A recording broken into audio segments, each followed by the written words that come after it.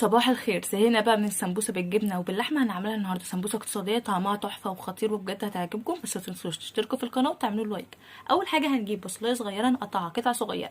بعد كده هنجيب كوسايه وجزرايه هنبشرهم كويس قوي. وفي خلال الوقت ده هكون جايبه بطاطستين غسلاهم كويس قوي وحطاهم في حله فيها ميه وعليها نص معلقه من الملح واسيبها لحد ما تستوي. بعد كده هجيبها اقشرها هقطعها قطع صغيره، ومهم جدا تكون قطع صغيره. وبعد كده هنروح بقى على البوتاجاز ونجيب الصينيه بتاعتنا نحط فيها معلقه كبيره من السمنه عشان بتبقى حلوه قوي مع البطاطس. وهنزل فيها هحطها على النار احط فيها معلقه من السمنه. وبعد كده هنزل عليها بالبصلايه اللي احنا قطعناها قطع صغيره اديها تقليبه لحد ما تدبل. وبعد ما تدبل هنزل عليها بالكوسايه الاول عشان الكوسايه تاخد وقت، تاخد دقيقتين 3 كده على ما تدبل. وهحطها وهقلبها تقلبتين واسيبها على النار ثانيتين. وبعد كده هنزل عليها بالتوابل بتاعتنا. انزلي بالتوابل اللي بتحبيها. انا نزلت بكركم، كاري، 7 بهارات، كمون، شويه من الفلفل الاسود بس.